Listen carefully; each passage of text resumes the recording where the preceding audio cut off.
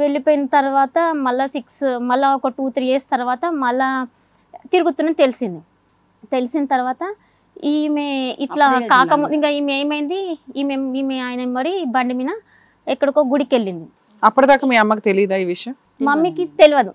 మీరు వెళ్ళి పంచాయతీ చేసిన విషయం కూడా తెలియదు. నేను చెప్పలేదు. ఎందుకు, ఆమెకి షుగర్ ఉంది, బీపీ ఉంది, ఎందుకు చెప్పడం ఎందుకు?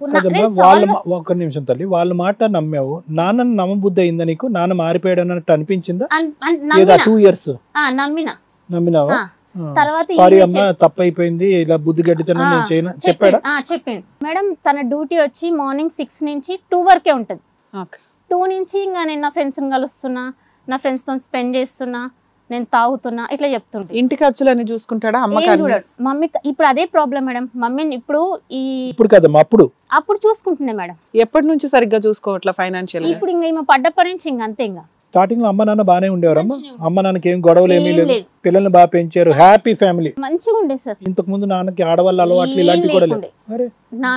నాకు తెలిసి కాదు అసలు ఏం లేవు. మమ్మల్ని పెళ్లి చేసిండు. అసలుకి ఎట్లా అంటే తాగుడు అంటే ఏదో ఎకేషన్స్ ఏదైనా ఉంటే తాగేటోడు. ఇప్పుడేమో ఫుల్ తాగుతున్నాడు. ఎకేషన్స్ ఉంటేనే తాగేటోడు, లేకపోతే తాగకపోతుండే. 2 years తర్వాత ఏమైంది? అమ్మని బండి మీద తీసుకెళ్తున్నప్పుడు 3 years తర్వాత ఈమెని బండి మీద తీసుకెళ్లి కింద పడేసిండు. ఆమె వెనకాల పడ్డది. పడ్డ తర్వాత నాకు కాల్ చేసిండు. యాక్సిడెంట్ అయ్యిందా? ఆయన వాంటెడ్ గా పడేసాడు. అది తర్వాత కాదు, అతను ఇసుకమే పడ్డాడు, నువ్వు రోడ్డు మీద పడ్డావు. దాంట్లో అంతేగా యాక్సిడెంటల్ గా జరిగింది. ఓయ్ మీ అమ్మేమో ఒప్పుకోవట్లా, యాక్సిడెంటల్ గానే జరిగింది అంటుంది. నువ్వెందుకు ఒక డౌట్ రేజ్ చేస్తున్నావు? డౌట్ ఎందుకు వచ్చిందంటే మేడం, నెక్స్ట్ యాక్చువల్ ఏమైందంటే కింద పడ్డ తర్వాత నెక్స్ట్ డే ఈమె పెరాల్స్ వచ్చేసింది. నైట్ కింద పడ్డ తెల్లారి ఏమైంది, పెరాల్స్ వచ్చింది. ఇప్పుడు పెరాల్స్ వచ్చిందని తెలుసానికి, ఎందుకంటే మధ్యాహ్నం అంటే నైట్ ఒక 1-2 మధ్యలో వచ్చేసింది పెరాల్స్ వచ్చినప్పుడు పక్కనే బాబుది రూమ్ ఉంటుంది, అలా మా తమ్ముని రూమ్ ఉంటుంది. చెప్పలేదు వాళ్ళకి, ఎవరికి చెప్పలేదు. ఆ కాన్సెప్ట్ కొద్దిగా నేను క్లారిఫై చేస్తాను, అది ఇంపార్టెంట్. చూడమ్మా, పడిపోయింది నాన్న పడేశాడు అనుకుంటే కథ ఒకలా ఉంటుంది. ఓకే, స్ట్రోక్ 1 స్ట్రోక్ 2 అంటారు. Okay, paralysis. వాస్తవానికి అమ్మ ఆ రోజు పడిపోయినప్పుడు మినీ స్ట్రోక్ అది. ఓకే, అది మీకు బయటకి ఇలా పారాలిసిస్ లా కనిపించదు, కానీ మినీ స్ట్రోక్ అంటారు. ఒక్క నిమిషం, అది మీకు తెలియదు, అది వచ్చినట్టు మీకు తెలియదు. అక్కడి నుంచి 24 గంటల లోపల ఫుల్ అటాక్ వస్తుంది.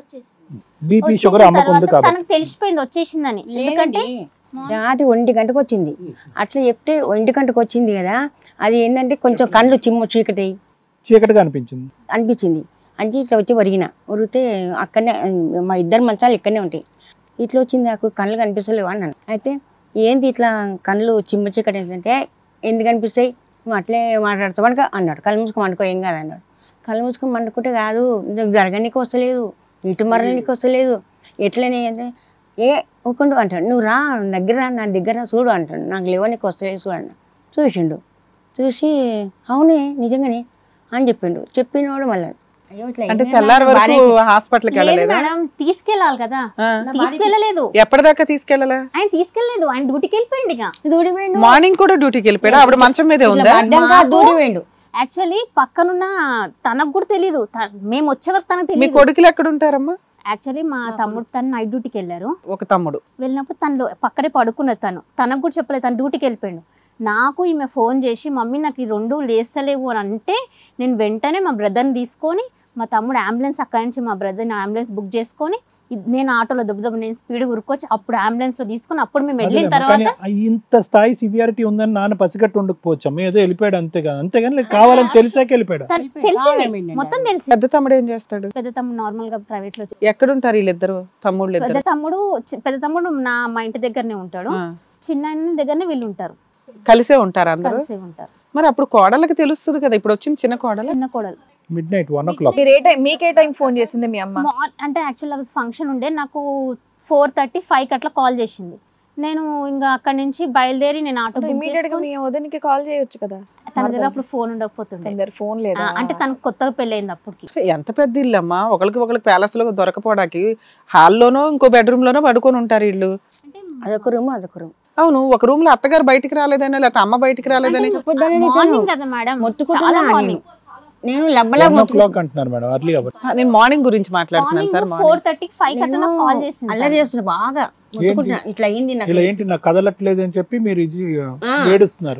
నోమి సో మీరు చెప్పేది ఏంటి అక్కడ డౌట్ వచ్చిందా అంటే ముందు రోజు కావాలని పడేసాడని అంటే ఇంత కేర్లెస్ గా వదిలేసి వెళ్ళిపోయాడు మంచం మీద అనేది అదేనా మీరు చెప్పబోతున్నారు? కోడలి పిల్ల లేపట్టకు అయ్యే తక్కువ పండుకో రెండే కప్పుకొని అని చెప్పిండు. ఓహో సార్ మీ అబ్బాయికి మీ కోడలికి ఇంట్లో ఉన్న వాళ్ళకి ఫోన్ చేస్తావా? ఎక్కడో దూరంలో ఉన్న కూతురు ఆయన చెప్పొద్దంటే మరి కూతురికి ఎందుకు చెప్పావు? ఎందుకోసారి 5 గంటలకి మా బ్రదర్ అప్పటికి డ్యూటీలో ఉన్నాడు. తను టెన్షన్ పడతాడని తనకు చెప్పకుండా మా డాడీకి ఏమైనా నేనే వెళ్తా, తినకేమైనా నేనే వస్తా. సరే ఓకే, కూతురికి కొంచెం ఫ్రీగా చెప్పుకున్నారు. ఓకే, వచ్చావు హాస్పిటల్కి తీసుకెళ్ళిన తర్వాత తను డ్యూటీ చేసుకొని అన్ని చేసుకొని వచ్చిండు. వచ్చిన తర్వాత నేనే ఉన్నాను. తర్వాత ఇంకా తనకు రాలేదు, ఆల్రెడీ టైం అయిపోయిందని చెప్పేసి డాక్టర్స్ టైం అయిపోయింది మేము ఇంజెక్షన్ ఇవ్వలేము అయిపోయిందని చెప్పారు. మళ్ళీ తీసుకొచ్చి మళ్ళీ వేరే దగ్గర అదేమో గుడిమెట్ల అక్కడ తీసుకెళ్ళి మళ్ళీ అక్కడ ట్రీట్మెంట్ ఇప్పించాం.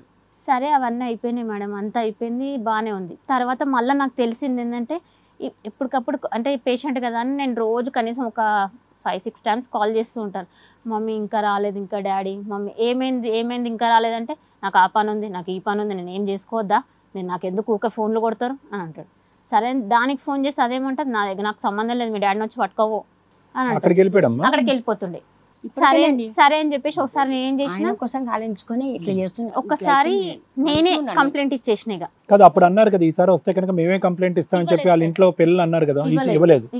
వస్తున్నప్పుడు స్వాగతం అన్నారు.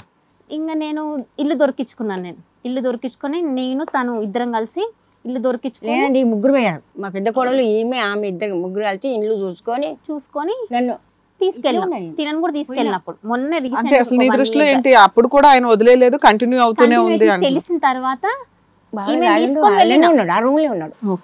ఈమెను తీసుకొని వెళ్ళిన పోలీసుల కంప్లైంట్ ఇమ్మని చెప్తే పోలీసుల కంప్లైంట్ ఇచ్చిన. వాళ్ళు అక్కడికి వచ్చి రెడ్ హ్యాండ్లో దొరికిన తర్వాత వాళ్ళు పైనుంచి రాళ్ళు ఇసిరేసారు, తలను కొట్టిరు, నన్ను కొట్టిరు, అసలు ఘోరంగా కొట్టిరు మమ్మల్ని.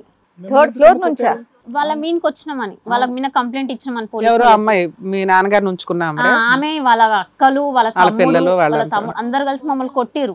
ఈమెను మాత్రం ఆటోని దింపలేదు, ఎందుకంటే ఈమె పేషెంట్ కదా, ఈమెను అక్కడ దూరంగా ఉంచిన. పడితే మేము తర్వాత రిస్క్ లో వచ్చిన పోయి దగ్గర పోయి అరగమైన కూర్చున్నాడు. ఆమె పైన ఉంది. ఏమైనా ప్రాపర్టీస్ కొన్నాడా మీ నాన్న?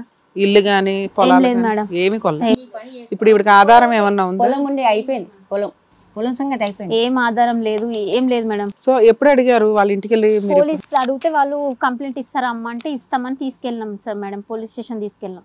పోలీస్ స్టేషన్ లో వాళ్ళు మాట్లాడి చేసి అమ్మ నీకు హక్కు లేదు ఇచ్చారు కంప్లైంట్. తన ఏరియాలోనే నాకు పెళ్ళైంది సార్. అతను అడుగు కావాలంటే పెళ్ళైంది అంటే ఓమ్మ నీ పెళ్ళైంది ఆయన పుస్తకటిని కాదు, పుస్తకటిని నీ మొగుడు కాదు, ఆమె మొగుడు అని చెప్పారు వాళ్ళు. చెప్పిన తర్వాత రాపిచ్చారు మేడం. రాపిచ్చి దగ్గర సంతకాలు తీసుకున్నారు. ఇది రాపిచ్చారు. జీవితంలో ఇంకెప్పుడు కలవనని తనతో ఎఫ్ఐఆర్ చేయించలేదా? వాళ్ళు ఆ ఏరియా మా ఏరియా కిందికి రాదు, ఇది మాత్రం చేయగలుగుతాం మేము, ఎందుకంటే తనను చూసి ఇది మాత్రం చేయగలుగుతాం అని చెప్పేసి రాపిచ్చి తనతో సంతకము తను పెట్టింది, మా పెద్ద మర్దర్ పెట్టింది సంతకం. తను ఇంకా నేను కలిస్తే ఈసారి నేనే ఇచ్చేస్తా పోలీస్ కంప్లైంట్, ఇది నువ్వు 2వ మాట అండము అంటే లేదు మేము కలవని. ఎంత పంచాయతీలో మా డాడీ ఏం చేస్తారో చేసుకోండి, ఆవిడ దగ్గర ఉంటారంటున్నాడా? ఇప్పటికే అంటాడు మేడం. హిట్ టీవీ యాప్, ఇందులో short news, live news, entertainment shows, movies, digital magazines తో పాటు మీ జిల్లా వార్తలను కూడా ఫ్రీగా చూడొచ్చు.